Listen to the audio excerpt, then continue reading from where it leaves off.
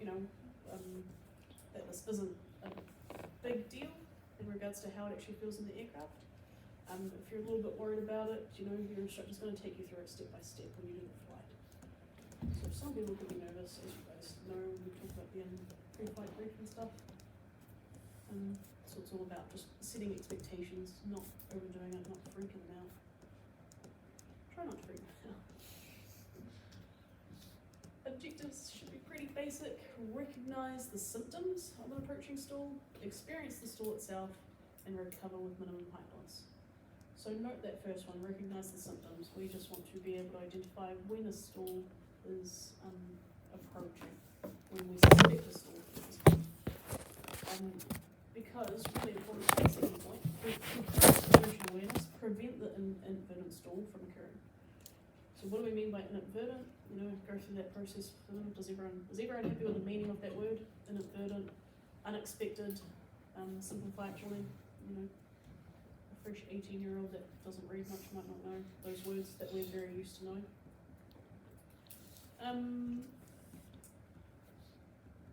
So that recognize the symptoms really is the same thing as that second point, through improved situational awareness, prevent inadvertent stall from occurring. We want to learn how to identify one, how to stop one from happening, but also if we were to get into one, how to recover. That's our main focus today. What is a stall? So you probably already, like I said, talk about it in the first slide. So if you've already asked that question, go straight into explanation here, or else here's another prompt to ask them the question. A separation of airflow over the wing resulting in a reduction of lift. Yep, that's the most basic but correct way of saying what a stall is. So we lose lift, a sudden loss in lift, really. What that looks like, airflow moving smoothly over the airfoil. Sorry, I need some water. And then we can see in that second picture, that's where the stalls occurred. So all that turbulent flow, it's no longer smooth. We're no longer getting a nice uniform reduction in pressure on that top surface. Therefore, we're losing a lot of lift. In the notes here, it just emphasizes again, a stall does not have anything to do with the engine stopping. So re-emphasize that. It's just all about the airflow over the wing, and it's separating from the wing, therefore us losing lift.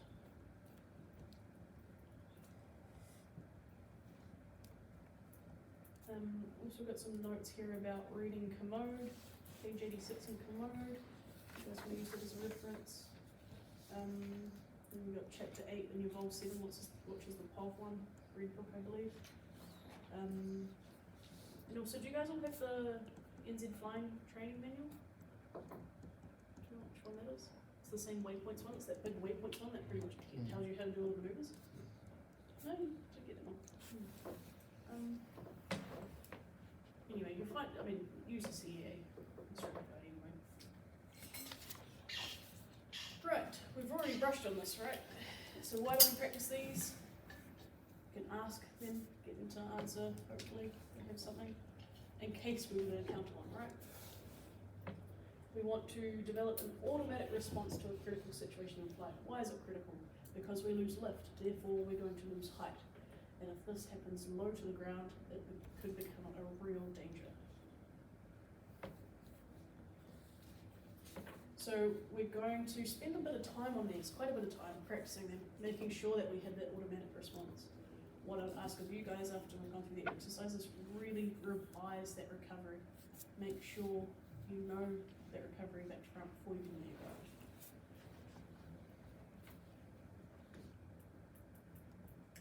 You could also point out to them they need to be able to recover from a stall before they go solo. And this is a manoeuvre that is going to be covered in your PPL and your CPL flight tests.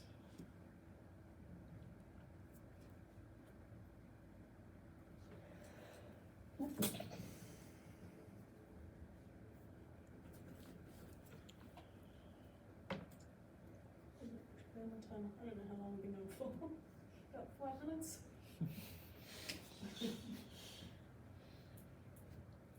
So kind of similar picture to what we saw at that, what is a stall image. I just want to point out here what's happening to the airflow as we increase angle of attack. So as we increase angle of attack, note that airflow over the upper surface getting more and more turbulent. And then we can see at that 15 degrees, it looks very similar to that image we saw at the start about what a storm looks like. So we can kind of point out here, or ask them, what do you think the lift generation is like at that first picture at the 4 degrees compared to the 15 degrees? So you can talk about how, you know, they might not know, but talk about how because of that turbulent flow, it's probably producing a lot less lift. But when we go from 4 to 8 to 12, it should be increasing in the lift it's producing in. So it's increasing until we get to that 15, then all that turbulent flow suggests that it is decreased.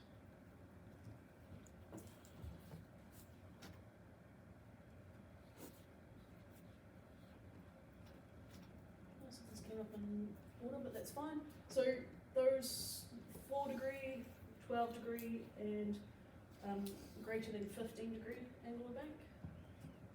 Note what's happening to the lift. So the lift, I guess we don't need to go to depth with the lift increasing. Or no, how you could word it is you're maintaining level flight, right? So your lift isn't necessarily increasing as you're increasing the bank. What would that suggest is happening to the aircraft instead? Speed reducing. Cool, yeah. So that's how you could get around that. And then note our lift vector from 4 degrees to 12 degrees has moved forward. And then as we hit that 15 degrees, the lift has not only reduced quite a lot, but it's also moved back quite a lot too.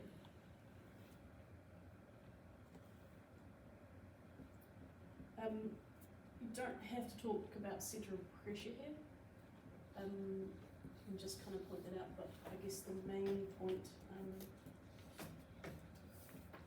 is that lift hasn't disappeared. We haven't completely just lost all lift, it's just reduced quite a lot as we hit that angle of attack. So we're not falling out of the sky, but what we will see is we're sinking. So once again, trying not to be too dramatic.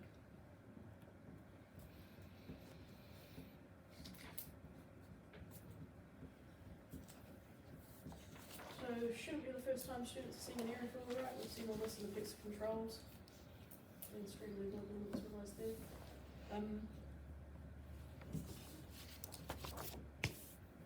So as angle of attack increases, now we can talk about the centre of pressure. It's moving forward. And drag increases. So now we're going 4 degrees to 12 degrees. And you could just ask them questions about this, right? We should know. At this point, it might be a bit different for them. So at the critical angle, so that's stalling angle, so out 15 degrees, you're going to see different numbers in different documents, but we're just going to go with approximately 15. At that stalling angle, what's going to happen to lift? What's going to happen to centre of pressure? It's going to rapidly move after, and drag's going to increase. Because of that, note when that lift vector and that weight vector up, we're actually going to see a nose pitch down movement. We can just talk about that with the 2 strings, right? Everyone's happy with how to describe that?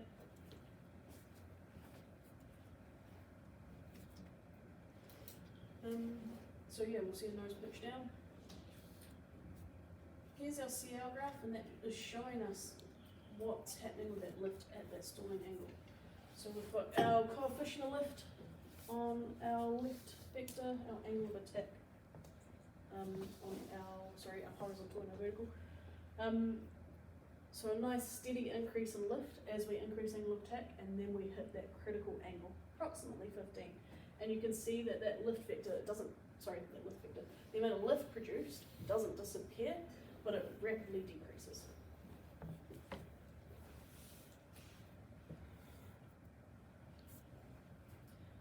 Also note, the most lift we can get is right before the storm.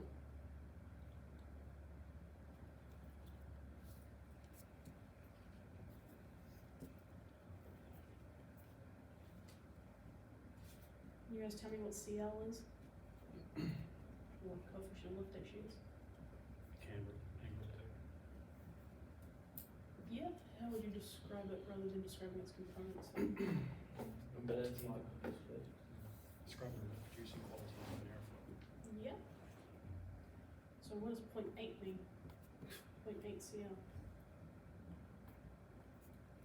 So yeah, it's the wing's ability to produce lift. It's, in this case, it's a mathematical number that we have, right? To show a lift potential, the potential of the airfoil to produce lift. Do you guys know what these are? Peterson's.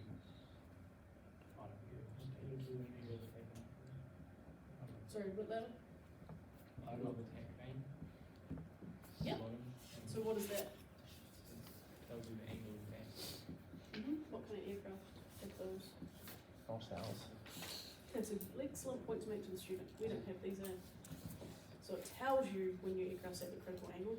We don't have that. What do we have? Stall warning. Cool. What does a stall warning do? How does it work?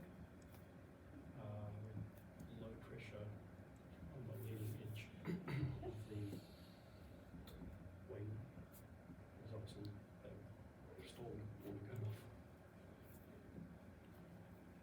Yeah, low pressure, it creates the suction air. Yeah. So you get air flowing out of it and that creates the noise, like a whistle. Yeah. Cool. So as they should all know, pre-flight, what are we checking on this? Floppy. Water, especially, it's quite a common one.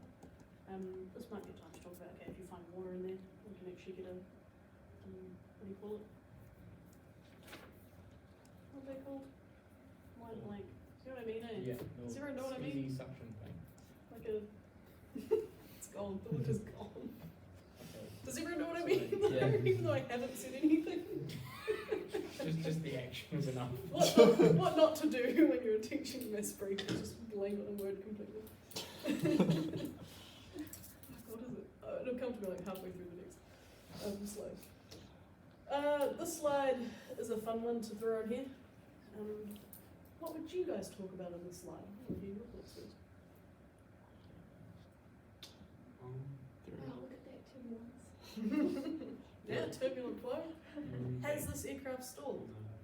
I mean, what do you think? Well, It's at a very high angle of attack. potentially yes. Probably. Yeah, so has it exceeded its critical angle? Probably. Right. It's just Why got, is it not falling out of the sky? it's got afterburners. So much power, it can't. Yeah. I always compare it to like it's a rocket ship at this point, right? It's literally just, the wings aren't doing much at this point. So we can really see clearly that disrupted airflow over the top of the wing.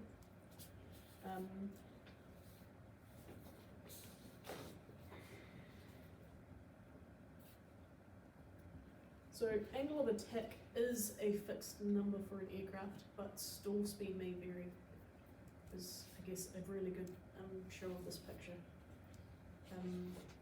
So they've still got enough speed because of all that power.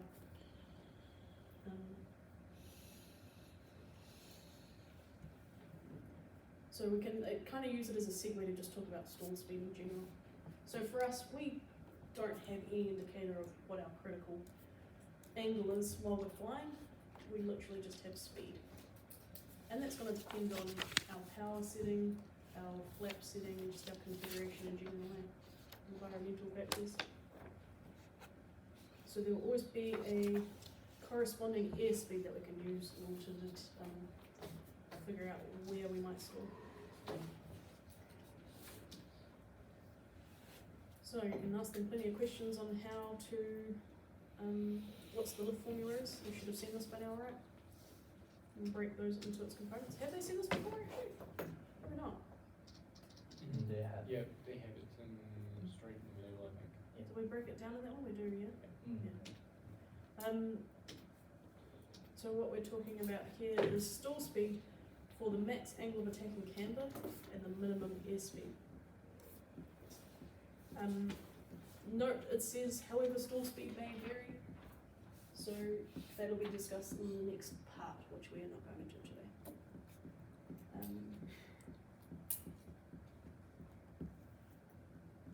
Doesn't even know what the stall speed is. Clean.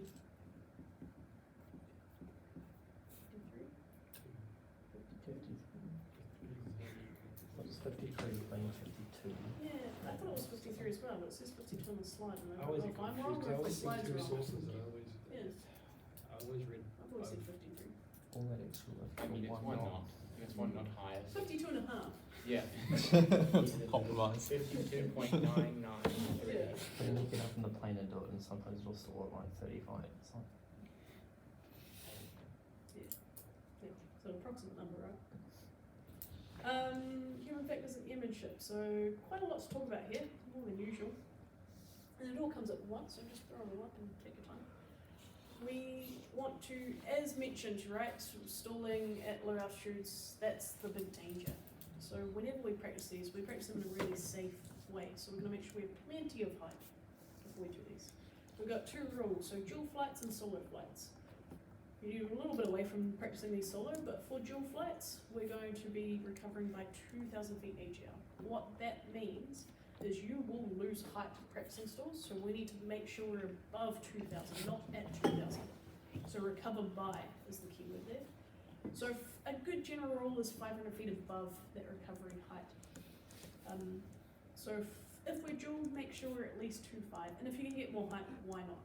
Well, more height the better. So if we're in the STA, 3,000 is a good sort of gauge to go from there. When you practice them solo, it's just a bit more of a buffer, so another 500 feet. So you want to recover by 2.5, which means I highly recommend you're starting your stalls at least 3,000 AGL. Note AGL, account for that elevation. If you're going to go practice these in the northern training area, the elevation's a lot higher. Make sure you're thinking about that. Prominent reference points for practicing, yeah, we're all happy with that. Motion sickness, yes. I mean, does anyone, in my opinion, not much, right? Maybe in wing drops and swing and turn, but not really for basic and approach with advanced tools. Lookouts, make sure we're looking out below us. We are expected to move some height when we do a stall. So just like when we do a descending turn, we're looking out around and below. Same for the lookout in the stall. Look out around and below.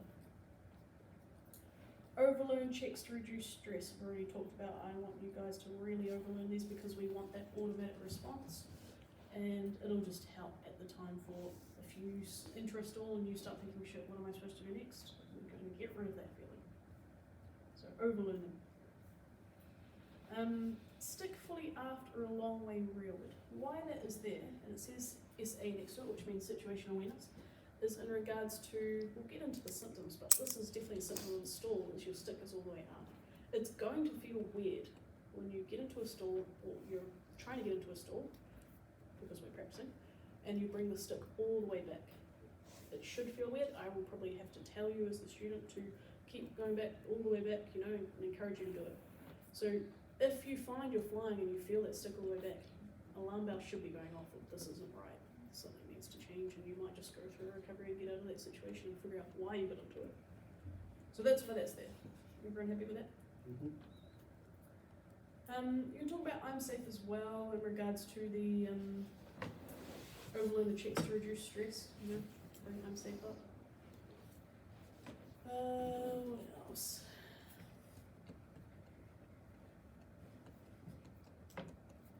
I guess we can talk about that now.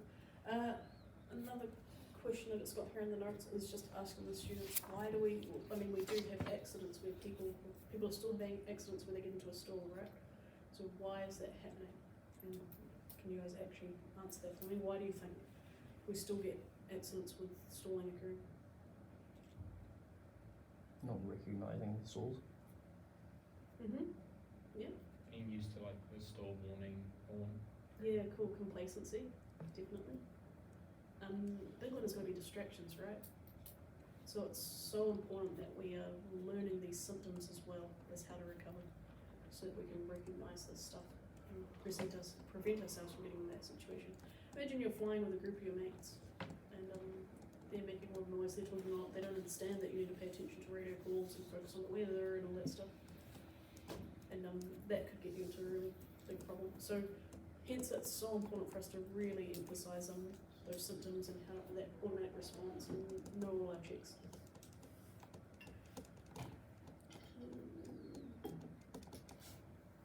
Oh, and that's another good point, because a lot of this emphasis, I'm not telling the students this, I'm telling you guys this, a lot of emphasis is going to be on landing. this, right? Think about, you need to do this before you send them solo. So they're really low to the ground, and what do students naturally want to do when they start getting low? Pulling back. Yeah, they're gonna start pulling back on the stick. Think guide approaches, eh? There's always that natural tendency of I'll just pull back a bit and I'll go a little bit further. And as we know, that doesn't work. But that's the big danger is their mindset of being that, of them getting into a stall. In a very bad spot to get into a stall. And think they've probably got flap out, a bit of power and all those distractions as well. And they're in a circuit freaking out because they're gonna land and yeah. So that's a big part of what you are training them for this recovery for you. Which is why definitely basics was a good place to start, but make sure they're really happy with approach tools too. Aircraft management. I don't think there's anything crazy in this first few. Smooth but positive. They're going to go in their recovery full power. You don't want them throwing it forward. So smooth, 1, 2. And still be the move at that point. Training area boundaries. Tell them about that, but it is your guys' responsibility in these early lessons. And think about those hazels as well in regards to their lookouts. You kind of end up, if you're in one of our training areas, you end up doing a stall, getting to the end, doing your lookout and your hazel, and then doing another stall, getting to the end, and you end up just doing that, like a bit of a circuit kind of. Monitor T's and P's. Once again, it's going to be your responsibility, but we're encouraging them at this point to be a bit more aware and looking out for those things. I like to talk about here, we are going throttle idle, full power, backwards and forwards quite a lot. So monitor them, make sure it's all good between each stall, between each stall essentially, and after we've recovered from a stall, just give the aircraft a moment to actually, stay at strain level at a nice power setting. Don't go straight into the next one, Of course, we're going to do our health checks to stop that, but just make sure you're thinking about looking after that engine. So Hazel and Hal, good chance to just write them up on the board and go through them point by point. So height, we've already discussed, questions here. What height are you going to recover by? Therefore, what height do you want to be at? So what height is ideal for us? This is what we're talking about when we get to HA. We're not just looking at Alton and going, this is the height we're at. We're saying this is the height we want to be at and making sure we're at that height. Airframe, I always get a bee in my bonnet about airframe because what are we actually doing here? What do you do when you get to airframe and Hazel?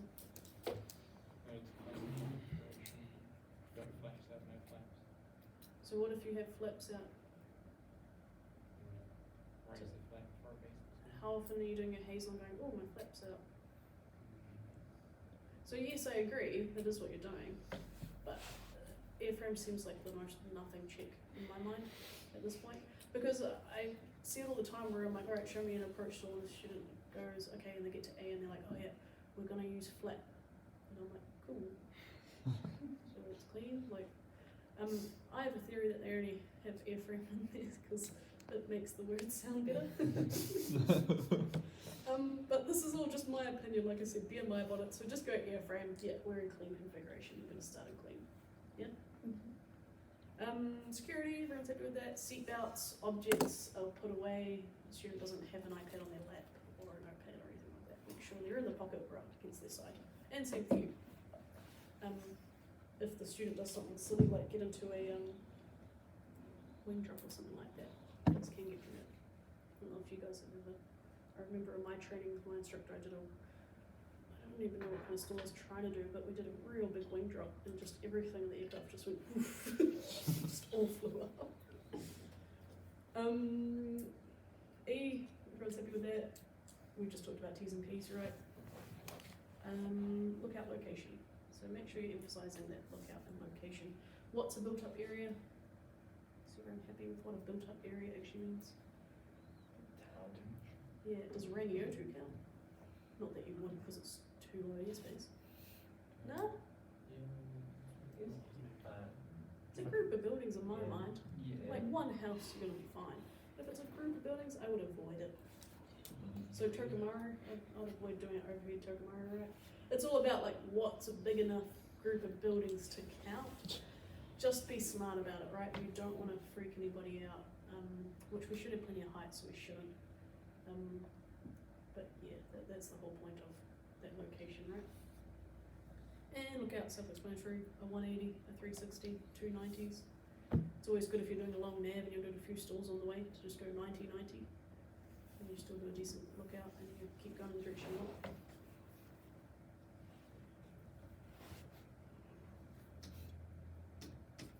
Oh, yeah, I forgot about this slide, sorry. Cool, but we've talked about all of that, so you can just bring it up one bit at a time. I don't think I've missed anything. Cloud. It's always a fun one when you're trying to do stalls and dodge cloud as well. I actually did that lesson 7 the other day, last week, with a student, and cloud appeared out of nowhere and then we had to keep changing our area. So it can get really annoying trying to teach and there's cloud in the way. Because you really have to think about how you're setting them up to do the next stall.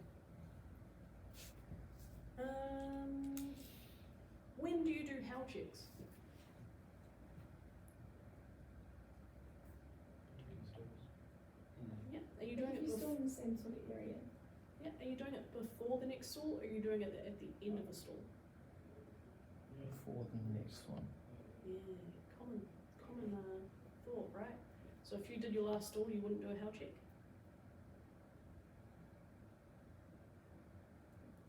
Technically, it should be at the end of every stall.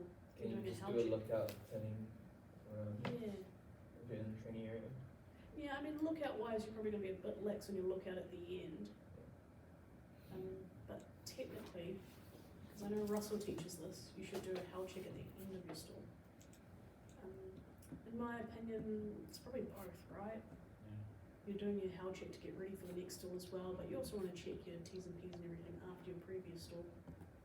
So do your how checks between stalls. At the end of your last one, just make sure you're doing a little bit of a how check as our height okay for what we're currently doing, or our T's and P's still good.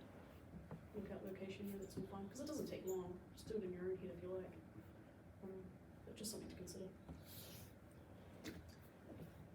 Right, the ear exercise. So we've got a nice scenario here to emphasize what I've been mentioning a few times, which is the worst case scenario. Why do we actually want to learn this? As we all know, after a few lessons of doing stalls, you kind of go, oh yeah, they're pretty straightforward to do, right? Check forward, problem solved. So set this scenario for the student to really emphasize why this is so important. So we're flying at 500 feet due to low cloud and turbulence. A couple of our passengers are using slip bags, and your significant other sitting on the right hand seat is in tears, thinking you're going to kill. It's not funny, but sorry. Sitting on the right hand seat in tears, thinking you're going to kill them all. Your attention is naturally diverted to your passengers, and you miss the symptoms of the approaching stall, and inadvertently end up in a stalled situation. Cool. So it's exactly what I was talking about before with the distractions, and so you've really set a scenario for them. First of all, look at that first line. We're in a bad place. We shouldn't have got here in the first place. So we're practicing this in case everything goes wrong and we've really stuffed up, right? So this is why we want to learn these. This is why we want to memorize it. So what we're actually going to do is look at how to recover from a stall without using power, and then look at recovering with power. We're also going to look at recovering at the symptoms with power, which means recovering before we get to the stall. So a recovery doesn't mean you've stalled. It could mean that you've just seen that you're approaching the stall and you go through a recovery. The easy thing to note here is the recoveries are still going to be the same. This is probably a time that you could bring up actual accidents that have happened from stalls as well. So you guys usually get Ross or Matt have probably put a few in your chat. You got any examples in your chat or no? If not, I'll look into finding some. You can write this one down, ZK Tango Juliet Echo. I'm not familiar with that crash, but you can look it up pretty easily. It says it crashed under extremely similar circumstances to that of the scenario, so it's quite a good reference. And you could print that out, have that in your guys' folder with this mass brief, and then when you go to deliver this mass brief, make copies for your students and give that to them at the end, or even at this point in the discussion through it at this point. So the next slide kind of brings up that scenario. Flying over terrain 500 feet. and we're going through those 3 demonstrations. So recovering without power, recovering with power, and recovering at the symptoms with power. So here's your car flying along, there's the stall happening, there's the recovery, the check forward, but we haven't used power, so it's taking us a long time to recover. And we hit 3. So the thing to note is we can recover without power, but it will take quite a lot of height to recover. So if you think back to our objective, it was to recover with minimum height loss. So let's look at recovering with power this time. So there's the stall, chipping forward, there's the recovery, and we're climbing back away. And these heights are approximate, so I believe it's 250. So that's a recovery at a fully developed stall, but recovering with power. So it's going to save you a lot of height loss if you use power. And then the next one was recovering at the symptoms, which should save you even more, right? So there we're approaching the stall and we start that recovery nice and early, and we're climbing away. And you tend to only lose about, if you recover nice and fast, the most you'll lose is about 100. So you won't lose that much. And that's the ideal situation, right? In this case, we've stuffed up, we've had those distractions. You do not want to get any lower than 500 feet. So the 100 feet is the best situation out of a terrible situation. Everyone happy with that slide? Just going through the motions. We will look at all 3 of these scenarios today with plenty of height, not 500 feet above the ground.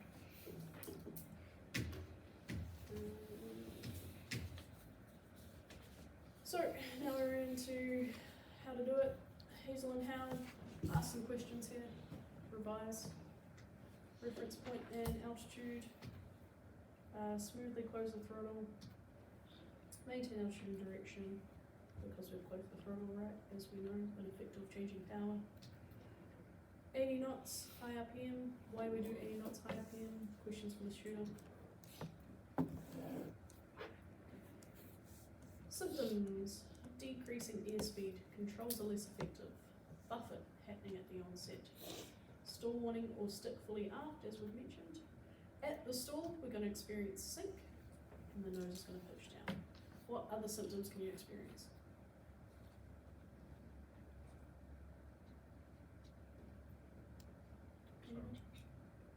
Sorry? What was the question? What other symptoms could you experience other than those? That's not unlimited. I mean, it's not limited to those, is it?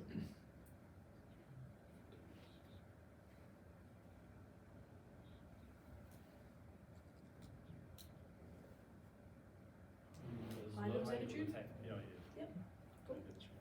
High nose attitude, what else? Low airspeed. Yep, so it says decreasing airspeed at the top, that's fine. What is the effect of that decreasing airspeed? A less obvious symptom. So that's sluggish control. I was just controlling the Yeah. So control's less effective is the second point. What I'm getting at is sound-wise, what does it sound like? Quiet. Yeah, it actually gets quieter, eh? If we think about flying the aircraft at 140 knots compared to 70 knots, it's a lot more like noise of air going over the aircraft. So as you're slowing down, things just get a little bit quieter until the stall warning starts going. Yeah, very different noise happening at that point. So yeah, reducing airspeed because we're increasing in drag, increasing an angle of attack. They should know why controls are less effective, so you can ask them, you know, they've gone through that. So decreasing airspeed, what happens to controls? So you can go through all that as questions and just point out any other ones. Why does the nose pitch down? We've already talked about it at the start, so that's another question for them, right? And why does it sink? You know? Because as we discussed, lift decreases quite a lot. So we don't fall out of the sky, but we experience sink. So shouldn't really be anything new here except I guess the buffet. So everyone is happy with the buffet. You get that little bit of shake approaching the stall, and that tells you it's at the onset. What does the onset mean? They might not know what that actually means, onset of the stall. So right before it stalls. So we get a warning right before it stalls. Nose attitude. Now this is going to, as we discussed, remember, it really depends on a few factors, what the attitude would be, in regards to what our power setting is or what our flap is, but that is a future brief. So So just a high attitude is what we're looking at here. And then when we experience the stall, the fully developed stall, we can see that we've got a nose pitch down, and you'll be experiencing this there as well. But attitude's not crazy, right? So make sure you're not spooking the student out.